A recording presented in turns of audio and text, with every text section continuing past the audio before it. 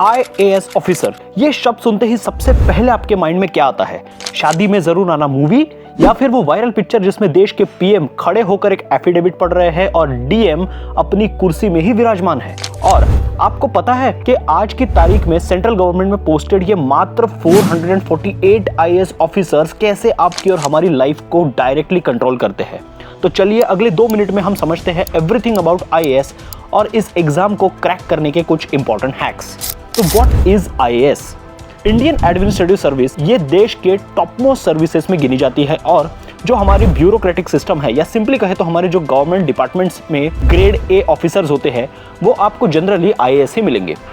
वैसे IAS की recruitment ये UPSC सिविल सर्विसेज एग्जाम के थ्रू की जाती है और IAS, IPS एंड IFOS यानी इंडियन फॉरेस्ट सर्विस ये ऑल इंडिया सर्विसेज कहलाई जाती है। मतलब इनकी रिक्रूटमेंट भले ही सेंट्रल गवर्नमेंट के थ्रू की गई है, पर इनकी पोस्टिंग्स ये सेंट्रल गवर्नमेंट के डिपार्टमेंट्स में या फिर वेरियस स्टेट गवर्नमेंट के डिपार्टमेंट्स में भी की जा सकती है, जिन्हें आप अक्सर SDM, DSP जैसे पोस्ट पर देखते हैं। ये वही लोग हैं। देखते हैं eligibility.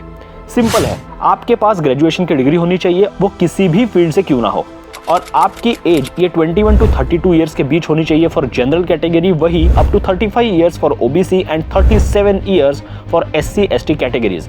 And number of attempts जो है वो जनरल कैटेगरी के लिए है 6, OBC के लिए 9 and are unlimited for SC ST category. Exam process तो UPSC CSC एग्जाम ये 3 स्टेजेस में होती है, जिसमें प्रीलिम्स, मेंस एंड इंटरव्यू या जिसे पर्सनैलिटी टेस्ट भी कहा जाता है, ये 3 स्टेजेस होती है। प्रीलिम्स ये MCQ बेस्ड एग्जाम होती है और जिसमें एक ही दिन में 200 मार्क्स ईच के आपको 2 पेपर देने होते हैं। जिसके बाद आती है मेंस एग्जाम, जो कि पूरी तरह से डिस्क्रिप्टिव एग्जाम है और जिसके टोटल 9 पेपर्स मिलाकर 1750 मार्क्स की ये एग्जाम है।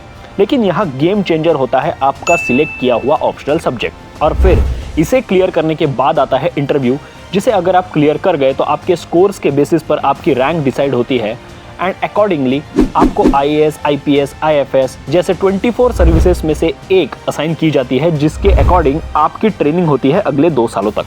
Role of optional subject. तो मेंस एग्जाम की स्टेज पर आपको एक ऑप्शनल सब्जेक्ट चूज करना होता है UPSC की दी गई लिस्ट में से, और इस सब्जेक्ट का वेटेज होता है 500 मार्क्स, जिसमें 250 मार्क्स के 2 पेपर्स होते हैं। लेकिन ये ऑप्शनल सब्जेक्ट का सिलेक्शन काफी गेम चेंजिंग डिसीजन है, क्योंकि इस डिसीजन पर ही डिपेंड करेगा आपका फाइनल स्कोर एंड रैंक।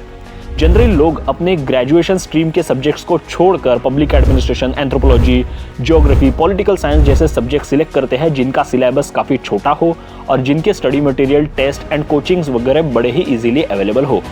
पर यह फॉर्मूला ऑप्शनल में हाई स्कोर्स दिलाने में हर साल फेल हो रहा है। और पिछले कुछ सालों में animal husbandry and veterinary science ये एक ऐसा ऑप्शनल सब्जेक्ट उभर कर सामने आया है जिसके बारे में काफी कम एस्पिरेंट्स को पता है। लेकिन वही लोग आज इस ऑप्शनल में 300+ मार्क्स को स्कोर करके सिविल सर्वेंट्स बन चुके हैं और हमारे वाइज IAS के स्टूडेंट्स को उनकी मेंटरशिप भी रेगुलरली मिलती है। और जैसे ही आप मेंस क्लियर कर लेते हैं तो वाइज IAS में हम आपके लिए कुछ मॉक इंटरव्यूज प्रोवाइड करते हैं, जो कि एक्सपीरियंस्ड सिविल सर्वेंट्स के पैनल के द्वारा कंडक्ट किए जाते हैं, और वो भी बिल्कुल ही फ्री ऑफ कॉस्ट। तो अब बिल्कुल भी टाइम ना वेस्ट करते हुए बस एक क्लिक कीजिए वाइज IAS के वेबसाइट, मोबाइल ऐप या इंस्टाग्राम, फेसबुक जैसे हैंडल्स पर, और UPSC के लिए AH and veterinary science optional के हमारे कोर्स में एनरोल करके IAS में अपनी एक सीट सिक्योर कर लीजिए।